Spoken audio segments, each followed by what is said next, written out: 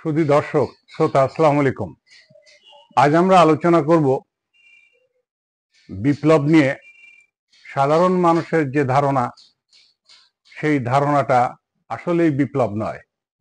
বিপ্লব একদিনের বিষয় না। আমাদের সকলের মধ্যে শৈথিল্যতা, বিজয়ের তৃপ্তি, সামনে ক্ষমতা আরোহণের প্রতিযোগিতা, সবকিছু দেখে মনে হয় যে বিপ্লব চূড়ান্ত পর্বে গিয়েছে। আসলে বিষয়টি এত সরলীকরণ নয়। একটি সরকার ছাত্র জনতার উত্তাল প্রতিবাদের মুখে পালিয়ে গিয়েছে, তার অর্থ এই নয় যে বিপ্লব আমরা সংগঠিত করে ফেলেছি সামগ্রিকভাবে। বিপ্লব একদিনের বিষয় না।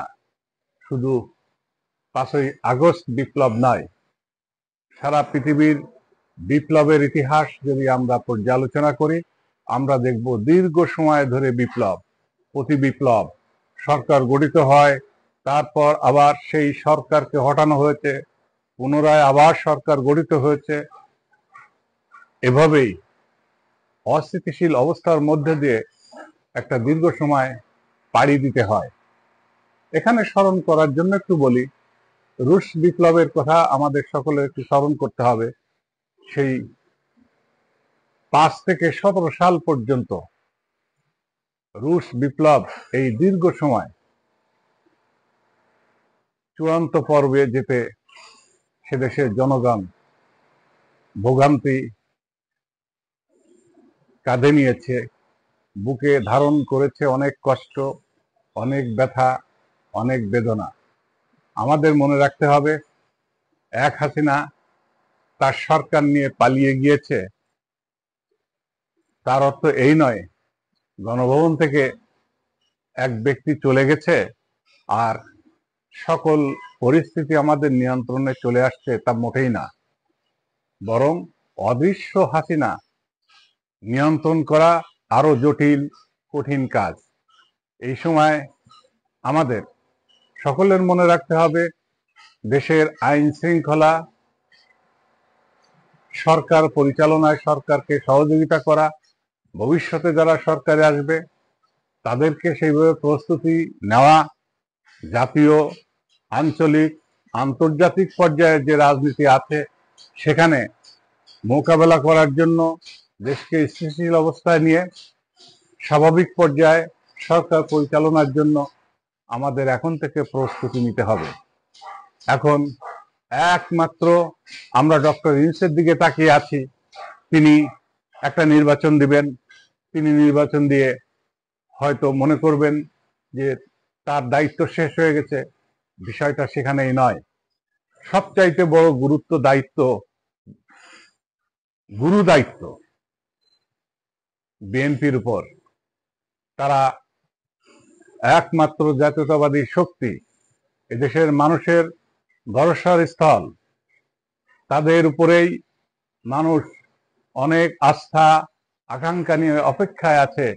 সামনে একটা স্বাভাবিক গণতান্ত্রিক পরিবেশে এদেশের মালিক ডক্টর ইউনূস যে অনুভূতি দিয়েছে, দীর্ঘ লড়াই সংগ্রামের পর আজ দেশের মানুষ উপলব্ধি করতে পেরেছে যে তারা দেশের মালিক।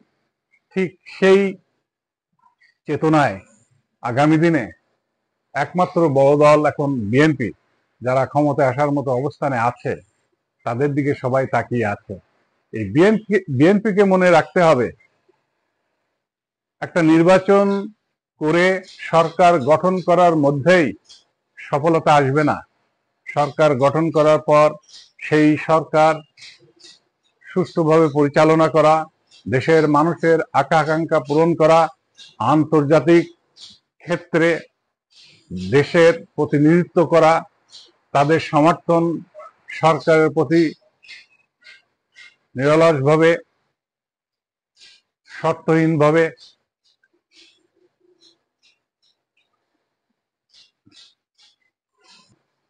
আদায় করা সরকারের সবচেয়ে বড় কাজ হবে। অর্থনৈতিক অনেক সমস্যা রয়েছে। একটা সরকার দেশের অর্থনীতি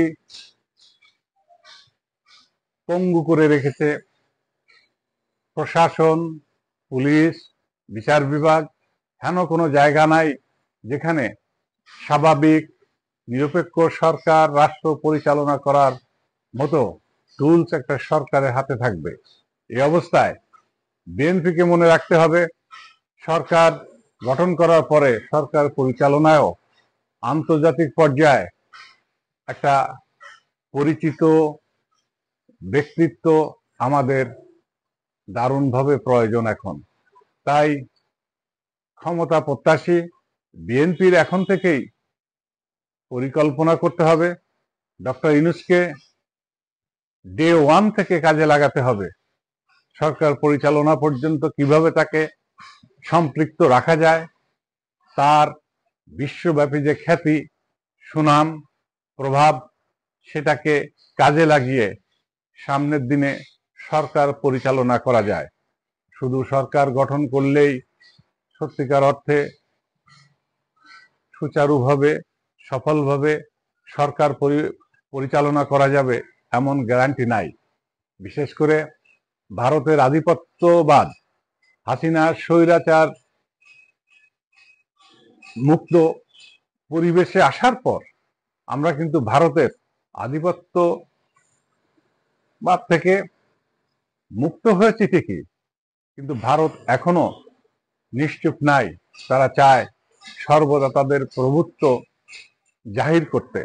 এমন অবস্থায় সামনে যে সরকার নির্বাচিত হয়ে আসবে, সেই সরকার সফলভাবে, সুষ্ঠুভাবে রাষ্ট্র পরিচালনা করুক, স্বাধীনভাবে, স্বাধীন সত্তা নিয়ে, এটা কখনোই ভারত কাম্য করে না।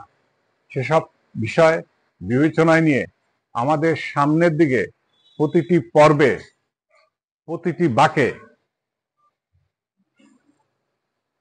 বিচক্ষণতার পরিচয় দিতে হবে, রাজনৈতিক প্রজ্ঞার পরিচয় দিতে হবে। একটা কথা এখানে না বললেই নাই, বিএনপি একটা কথা নিয়ে তুমুলভাবে সমালোচনা হচ্ছে যে আওয়ামী লীগকে তারা নির্বাচনে চায়। এটা আমি দেখি রাজনৈতিক প্রজ্ঞার একটা পরিচয় দিয়েছে। আওয়ামী লীগকে বাইরে রেখে যদি নির্বাচন করা হয়, সে নির্বাচন দেশীয় এবং আন্তর্জাতিক পরিমণ্ডলে প্রশ্নবিদ্ধ হবে। সেই ক্ষেত্রে বিএনপি বুদ্ধিমত্তার, রাজনৈতিক কৌশল এবং প্রজ্ঞার পরিচয় দিয়েছে। এই জন্য আমি বিএনপিকে সাধুবাদ জানাই। পাশাপাশি এটাও মনে রাখতে হবে বিএনপিকে যে তাদের ভারপ্রাপ্ত চেয়ারম্যান তারেক রহমান, তিনি প্রথম থেকেই বলছেন সামনের নির্বাচন আপনারা যত সহজ মনে করছেন, নির্বাচনটা অত সহজ নয়, একটা কঠিন সময় সামনে আছে। আপনাদেরকে প্রস্তুতি নিতে হবে, জনসাধারণের মনকে জয় করতে হবে, জনসাধারণের মনের ভিতরে যেতে হবে। তিনি কেন বলেছেন সেটা নিয়েও ব্যাখ্যা বিশ্লেষণ হতে পারে, সেটা ভিন্ন আঙ্গুলে আমরা আলোচনা করতে পারি। শুধু এটুকু বলতে পারি যে সরকার গঠন করব, সরকার পরিচালনা করাটা আরো কঠিন। সেই পরিচালনার ক্ষেত্রে এত বড় একটা বিপ্লবের পরে অনেক ধরনের সমস্যা রয়ে গিয়েছে। আমরা অনেকভাবে, অনেক আঙ্গিকে আলোচনা, সমালোচনা সামাজিক মাধ্যমে দেখছি। একটা নির্বাচন দিলে নির্বাচিত সরকার সমস্ত সমস্যার সমাধান করতে পারে, বিষয়টা এত সরলীকরণের কিছু নাই, এতই সহজ নয়। সেনাবাহিনী, পুলিশ, বিজেপি, বিচার বিভাগ, প্রশাসন, সর্বক্ষেত্রে ওভারহোলিং এর প্রয়োজন। সব ক্ষেত্রে স্থবির অবস্থা। এই অবস্থায় সরকার যা চাইবে তা বাস্তবায়ন করা অনেক কঠিন কাজ। পাশাপাশি দাতা দেশগুলোর সমর্থন আমাদের প্রতি রাখতে হবে, তা না হলে দেশের মঙ্গল করা একটা সুকঠিন কাজ হয়ে দাঁড়াবে। বিপ্লবের আমরা এখন মধ্যবর্তী স্থানে রয়েছে। এটাকে চূড়ান্ত পর্বে নেওয়ার জন্য সবচাইতে বড় যে প্রয়োজনটা এখন, জাতিকে ঐক্যবদ্ধ থাকতে হবে।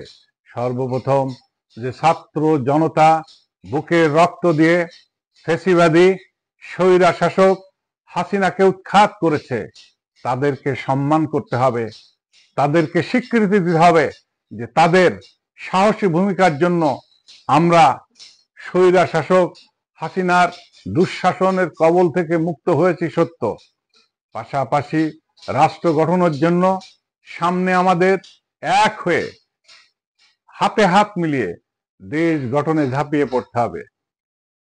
যেসব তরুণ ছাত্ররা এই আন্দোলন করেছে তাদেরকে স্বীকৃতি দেওয়ার পাশাপাশি যে সকল ব্যক্তিত্ব আমাদের দেশে রয়েছে, আন্তর্জাতিক পরিমণ্ডলে যাদের গ্রহণীয়তা রয়েছে, পরিচিতি রয়েছে, তাদেরকে কাজে লাগাতে হবে। সবচেয়ে বড় কথা, আমাদের যে সংস্কার কমিশনগুলা করা হয়েছে, উপদেষ্টা সকলেই হয়তো দক্ষ নয় রাষ্ট্র পরিচালনায়, তবে সংস্কার কমিশনের মধ্যে যেমন প্রফেসর আলী রিয়াজ রয়েছেন, আমাদের বদিউল আলম সাহেব রয়েছেন, এরকম অনেকে আছেন, ডক্টর খলিলুর রহমান আছেন, যারা ডক্টর ইউনূস সরকারকে সহায়তা করছে। তাদের দেশে বিশ্বের বড় রাষ্ট্র মার্কিন যুক্তরাষ্ট্রের সাথে একটা লিয়াজও আছে। তাদের এই ব্যক্তিগত সম্পর্কগুলো কাজে লাগিয়ে দেশের উন্নয়নে তাদেরকে কিভাবে সম্পৃক্ত করা যায়, তাদের মেধা অভিজ্ঞতা কাজে লাগিয়ে সামনে যে সরকার কিভাবে সফলভাবে রাষ্ট্র পরিচালনা করতে পারবে, তাদেরকে এখনই তাই নিয়ে ভাবতে হবে। বিএনপির নেতাদের কথা শুনে আমার মনে হচ্ছে যে তারা মেঠো পথের বক্তৃতার মধ্যেই এখনো ঘুরপাক খাচ্ছেন। পরিস্থিতির গভীরতা তাদের অবশ্যই মূল্যায়ন করতে হবে। যেমন বিএনপি বলছে রাজনৈতিক প্রজ্ঞার পরিচয় দিয়ে যে আওয়ামী লীগ নির্বাচনে আসুক, সেটাই আসা উচিত গণতান্ত্রিক প্রক্রিয়ায়। আবার আওয়ামী লীগের একটা রাজনীতি এখানে আছে, এটা বুঝতে হবে। আওয়ামী লীগ বলবে আমরা নির্বাচনে যাব না। কেন বলবে? তারা সোজা সাপটা কথা বলবে, আমরা এই নির্বাচনে যে বিএনপিকে ক্ষমতায় যাওয়ার লেজিটিমেট বা বৈধতা দেওয়ার জন্য নির্বাচনে যাব না। কারণ আওয়ামী লীগের যে অবস্থা এখন, কোনোভাবেই নির্বাচন করার মতো প্রার্থী নাই, নির্বাচন প্রচারণা করার মতো তাদের পক্ষে কোনো জনশক্তি নাই। এই অবস্থার মধ্যে আওয়ামী লীগ অনেক ছুতো ধরবে নির্বাচনে না আসার জন্য। সেদিকেও বিবেচনা করতে হবে বিএনপিকে। শুধুমাত্র গো ধরে নির্বাচন নির্বাচন নির্বাচন একটা নির্বাচন দিলেই সরকার হয়তো আপনারা গঠন করতে পারবেন, সেই সরকার পরিচালনা কতটুকু সফলতা হবেন সেটা এখন থেকেই ভাবতে হবে। এটা দেশের মানুষ ধরে নিয়েছে। দেশের জাতীয়তাবাদী শক্তি, দেশপ্রেমিক শক্তি দল বিএনপি, আর কেউ নাই এখন। পাশাপাশি আছে ডানপন্থী জামাত। জামাত সম্পর্কে, বিএনপি সম্পর্কে এই ভারত পশ্চিমা দেশে পূর্বে থেকেই তারা প্রচারণা চালিয়ে আসছে, উগ্র ইসলামপন্থী, উগ্র জঙ্গি উত্থান ঘটছে। বিএনপি জামাত তারা এই উগ্রতাবাদের মদদ দেয়। সুতরাং এখনো তারা সে প্রচার বন্ধ করে নাই। সে প্রচারে পালে বাতাস পায় নাই, হালে পানি পায় নাই। কারণ ডক্টর ইউনূস সারা বিশ্বে পরিচিত একজন মানুষ, যিনি কোনো অন্যায়কে প্রশ্রয় দিবেন না। তিনি অগণতান্ত্রিক কোনো শক্তিকে মেনে নেবেন না, এটা তারা ভালো করে জানে। কিন্তু নতুন একটা সরকার সামনে যারা গঠন করবে, সেই সরকারের মধ্যে সরকারের প্রধান, ক্যাবিনেটের সদস্য, তাদের মধ্যে এমনকি কেউ আছে যে পশ্চিমা বিশ্ব এই সমস্ত অভিযোগ অন্ধভাবে বলে দিতে পারবে যে না, তোমরা যে অভিযোগ তুলছো এটা অমূলক, এটার কোনো সত্যতা নাই। একথা আমাদের মনে রাখতে হবে। আমরা জাতি হিসেবে একটা স্বাধীন সার্বভৌম জাতি হিসেবে মাথা উঁচু করে আত্মমর্যাদাশীল জাতি হিসাবে পথ চলতে চাই। তা না হলে ভারতের দাসত্ব করে কোনোভাবেই আমরা চলতে চাই না। আমরা 3 বেলা না খেয়ে 2 বেলা খেতে চাই, কিন্তু স্বাধীন সার্বভৌম জাতির মর্যাদা নিয়ে আমরা চলতে চাই। আর সেই চলার পথের কাণ্ডারি এখন বিএনপিকেই ভাবতে হবে কিভাবে সামনের দিনগুলা তারা এগোবে। নির্বাচন উত্তর সরকার গঠন, সংস্কার, বিচার, অনেকগুলা ইস্যু সামনে আছে। এগুলা নিয়ে কথা অতিরিক্ত না বলে ডক্টর ইউনূসকে কিভাবে কাজে লাগানো যায়, তার বিশ্বব্যাপী খ্যাতি, সেটাকে বিএনপি আজ থেকেই কাজে লাগাক, তাহলে সেটাই বিএনপির জন্য অনেক উপকার হবে, দেশের মঙ্গল হবে। আশা করি এই আলোচনা থেকে সকলে উপলব্ধি করতে পেরেছেন আমরা কিন্তু এখনো সুস্থ, স্বাভাবিক, স্থিতিশীল পরিবেশে যাই নাই। ধন্যবাদ।